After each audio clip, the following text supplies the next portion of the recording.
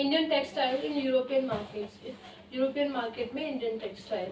By the early 18th century, worried by the popularity of Indian textile, जो मतलब Britishers थे 18th century के starting में Indian textile की पॉपुलैरिटी को लेके वो वरिड थे, यानी थोड़ा मतलब क्योंकि इतना ज़्यादा पॉपुलर हो रहा था तो ऑब्वियसली बिजनेस इंडिया में आना था, तो इसलिए वो वरिड थे, चाहे वो टेक्सटाइल हो गया, वूल हो गया या सिल्क मेकर जो थे इंग्लैंड के वो सब। Begin protesting against the import of Indian cotton textile, उन्होंने इंडियन कॉटन टेक्सटाइल के इंपोर्ट के अगेंस्ट प्रोटेस्ट करना शुरू कर दिया, आंदोलन शुरू कर दिया, क्योंकि इंडियन टेक्सटाइल इतना पॉपुलर हो गया था। मैंने तुम्हें बताया था ना कि वहाँ की महारानी भी इंडियन टेक्सटाइल के ही कपड़े पहनते, मतलब इंडियन कॉटन टेक्सटाइल ही पहनती थी, और तो वहाँ के जितना भी रिच फैमिलीज थी वो इंडियन क्लोथ को ही प्रेफर करती थी। तो इस चीज़ से वहाँ के जो टेक्सटाइल प्रोड्यूसर्स थे उनका कपड़ा मार्केट में बिकना बंद हो गया, या फिर वो सस्ते दाम, क्योंकि उसकी पॉपुलैरिटी खत्म होगी तो ऑब्वियसली सस्ते दामों पे जाएगा, तो इसलिए उन्होंने प्रोटेस्ट करना शुरू कर दिया। इन 1720s the British government enacted A legislation banning the use, बेटा लेजिस्लेशन यानी कानून उन्होंने लागू कर दिया, ठीक है। 1720 में ब्रिटिश गवर्नमेंट ने एक लेजिस्लेशन इनेक्ट किया, कानून लागू किया। क्या था वो? Banning the use of printed cotton textile यानी छींट इन इंग्लैंड। जो प्रिंटेड कॉटन टेक्सटाइल है वो छींट कहाँ का था? इंडिया का था ना, उसको उन्होंने बैन कर दिया इंग्लैंड में, ये उन्होंने लेजिस्लेशन इनेक्ट किया, ठीक है। Interestingly, this act was known as the Calico Act. So question arise here, what is the defined Calico Act? Calico Act क्या था? The British government enacted a legislation, क्या था वो? Banning the use of Indian cotton textile that is called cheat in England, है ना? That is Calico Act, right? At this time, textile industries had just begun to develop in India. इस time पे अब जो textile industries थी यानी जो कपड़ा उद्योग था वो इंग्लैंड में डेवलप होना स्टार्ट हो गया, क्योंकि उन्होंने इंडियन का बैन कर दिया तो इंग्लैंड का डेवलप होगा ना। इंपोर्ट बैन कर दिया यानी इंडिया से इंपोर्ट एक्सपोर्ट होके इंग्लैंड में इंपोर्ट नहीं होगा। Unable to compete with Indian textile, वो इंडियन टेक्सटाइल से compete नहीं कर पा रहे थे। English producers wanted a secure market within the country by preventing the entry of Indian textiles. जो English producers थे, जो कपड़ा मेकर्स थे, वो एक अच्छी सिक्योर मार्केट चाहते थे कि वो उनका जो कपड़ा है वो अपनी मार्केट में अच्छे दामों पे बिक सके, ताकि इंडिया का जो बाहर का जो टेक्सटाइल है वो प्रिवेंट हो सके उसकी एंट्री इंग्लैंड में। वो ऐसा चाहते थे, अच्छे दामों पे बाहर की एंट्री नहीं होगी, प्रिवेंशन हो जाएगा एंट्री का, तो उनका कपड़ा अच्छे दामों पे बिकेगा ना, बिकेगा ऑब्वियसली। क्योंकि अभी भी वो ये प्रोड्यूस हो रहा है, डेवलप हो रहा है, लेकिन फिर भी वो कम्पीट नहीं कर पा रहे हैं इंडियन टेक्सटाइल के सामने, ठीक है। इंडियन टेक्सटाइल इतनी अच्छी फाइन क्वालिटी का है, ठीक है। The first to grow under government protection was the calico printing industry. पहली इंडस्ट्री जो गवर्नमेंट के प्रोटेक्शन में ग्रो हुई that was calico printing industry, ठीक है। Indian designs were now limited and printed in England on white muslin or plain bleached Indian cloth. जो Indian design थे अब वो इंडियन डिजाइन वर इमिटेटेड करना, कॉपी करना, नकल करना। इमिटेट मतलब कॉपी, तो इंडियन डिजाइन्स इमिटेट हो रहे थे, कॉपी हो रहे थे इंग्लैंड में।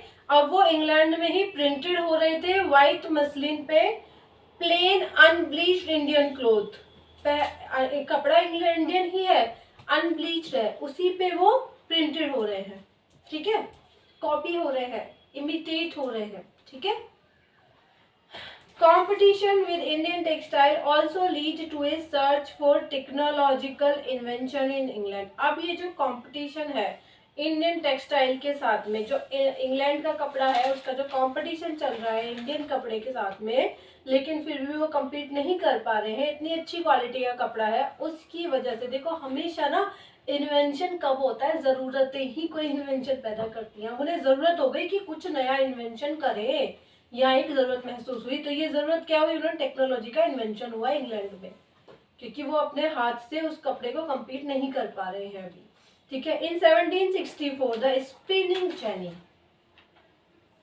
Was invented. 1764 में स्पिनिंग जेनी इन्वेंटेड हुआ बाय जॉन के, which increase the productivity of traditional spindles, जिन्होंने ट्रेडिशनल स्पिंडल्स की। देखो स्पिनिंग जेनी क्या है, इसको डिस्क्राइब भी किया है। एक मशीन है by which a single worker could operate several spindles on to which thread was spun. देखो ऐसे ऐसे तुमने देखा होगा ना कि मशीनें, देखिए बड़े पुराने टाइम पे जो मिल दिखाई जाती थी ना, उसमें लंबा सा कपड़ा नीचे आता था, उसमें स्पिन होता रहता था, कई सारे वो होते थे और वहां से घूमते रहते। कई बार पुरानी मूवीज में दिखाया गया है ऐसा, ऐसे से ऊपर की तरफ व्हील लगा हुआ है, स्पिन ऐसे से लगे हुए हैं। दैट वाज, मैं यहाँ दिखा नहीं सकती, मोबाइल पे निकाल के दिखा सकती हूँ। कई सारे होते थे एक साथ, किसी किसी मूवीज में ऐसे से मिल दिखाई गई है ना जहाँ पे, वहां पे ये दिखाया गया है। कोई तुमने पुरानी मूवी देखी हो तो, खैर छोड़ो, मैं बता नहीं सकती। Several spindles on which thread was spun, जिस पे बुना जाता था थ्रेड ना। When the wheel was turned, all the spindles rotated, सारे सारे घूमते रहते थे जब व्हील टर्न होता था। ये हाथ से मैनुअली होता था उस टाइम। ठीक है। The invention of the steam engine by Richard Arkwright ने जो स्टीम इंजन का इन्वेंशन किया 70। अब यहाँ जो रिचर्ड आर्कराइट ने स्टीम इंजन का इन्वेंशन किया है 1786 में, इससे एक रिवॉल्यूशनाइज कॉटन टेक्सटाइल वेविंग में रिवॉल्यूशन हुआ पूरा का पूरा। ठीक है। कॉटन टेक्सटाइल बुनने में, वेविंग में। ठीक है। Cloth could now be woven in immense quality and cheaply too. अब यहाँ कपड़ा बहुत अच्छी क्वालिटी का बनाया जा सकता था और सस्ता भी। ठीक है, स्टीम इंजन की वजह से। However, Indian textile continued to dominate world trade till the end of 18th century. Indian textile अभी भी पूरे दुनिया के ट्रेड को डोमिनेट कर रही थी, यानी सबसे ऊपर थी, यानी उसका वैल्यू था अपना अलग। कब तक? 18th सेंचुरी तक। यूरोपियन ट्रेडिंग कंपनीज जो थी, जैसे द डच हो गई, the French and the English, made enormous profits out of this flourishing trade. ये बहुत एनॉर्मस मतलब बहुत बड़े अमाउंट में प्रॉफिट कमा रही थी इस पनपती हुई ट्रेड से, फ्लरिशिंग ट्रेड से, प्रॉफिटेबल ट्रेड से। ठीक है। These companies purchased cotton and silk textiles in India by importing silver. अब ये जो कंपनीज थी ये कॉटन और सिल्क कपड़ा खरीदती थी इंडिया से, किसके बदले? सिल्वर के बदले। ठीक है। But as you know, when the English East India Company gained political power in Bengal, अभी तक तो ये चल रही है कॉमर्शियल बिजनेस ट्रेड के रूप में, लेकिन अब जब पॉलिटिकल पावर ले ली ईस्ट इंडिया कंपनी ने बंगाल में, सबसे पहले बंगाल में ही ली थी ना, it no longer had to import precious metal to buy Indian goods. अब इन्होंने जो प्रीसियस मेटल क्या है? सिल्वर, उसका इंपोर्ट करना बंद कर दिया इंडियन गुड्स को खरीदने के लिए, यानी इंडिया से बनी हुई कॉटन या सिल्क कपड़े को खरीदने के लिए इन्होंने उसके बदले सिल्वर को इंपोर्ट करना बंद कर दिया, सिल्वर या गोल्ड जो भी प्रीसियस मेटल्स हैं। इंस्टेड दे कलेक्टेड रेवेन्यूज, उसके बदले क्या करते थे? वो इंडिया से ही पैसा कलेक्ट करते थे टैक्सेस की फॉर्म में, from peasants and zamindars in India, उन्हीं से खरीदते थे, and use this revenue to buy Indian textiles. अब वो इसी रेवेन्यू का इंडियन कपड़े को खरीदने में यूज करते थे। समझ आई ये चीज? पॉइंट क्लियर हुआ? बताओ मुझको क्या समझाया मैंने यहाँ पे अभी। ये वाला पॉइंट बड़ा इंपॉर्टेंट है बेटा, ये कहानी की फॉर्म में अगर आपके माइंड में सेटअप हो गया तो आपको याद नहीं करना पड़ेगा। अभी जो मैंने पूरा समझाया है ना, पूरा Indian textile in European market. देखो इंडियन टेक्सटाइल हमारा यूरोपियन मार्केट में बहुत अच्छे से फ्लरिश हो रहा था। वहाँ मैंने जैसे तुम्हें बताया कि पैसे वाली यानी वेल्दी कम्युनिटी को वो दर्शाता था इंडियन टेक्सटाइल। ठीक है। अब वहाँ के जो टेक्सटाइल प्रोड्यूसर्स थे उन्होंने उसकी अगेंस्ट आंदोलन करना स्टार्ट कर दिया, प्रोटेस्ट करना स्टार्ट कर दिया। क्यों? क्योंकि वो उनका जो कपड़ा था उसको अच्छा ट्रेड नहीं मिल रहा था यूरोपियन या इंग्लैंड की मार्केट में। इसके बदले वहाँ के गवर्नमेंट ने एक एक्शन लिया, एक लेजिस्लेशन इनैक्ट किया। क्या था वो?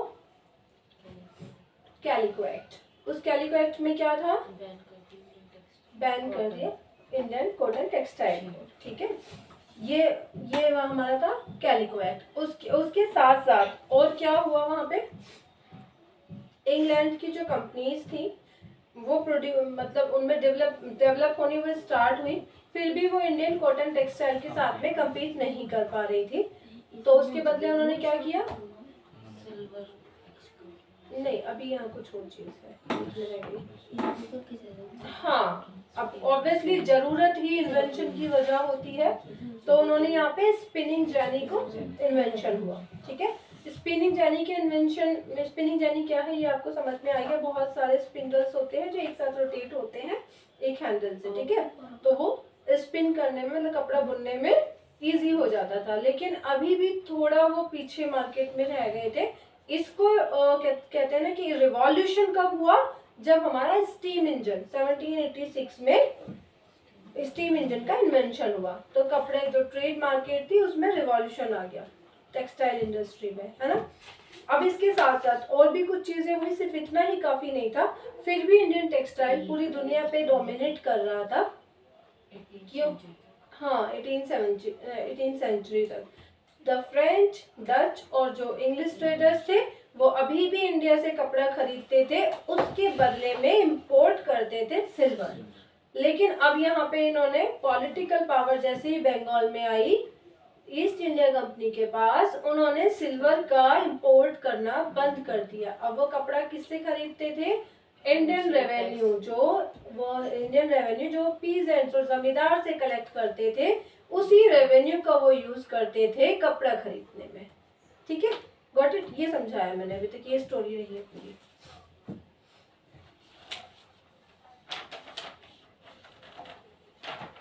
चलो कोई नहीं, आज के लिए इतना ही काम, क्योंकि ये बहुत इंटरेस्ट, मतलब टिप्स पे रटी होनी चाहिए स्टोरी की फॉर्म में।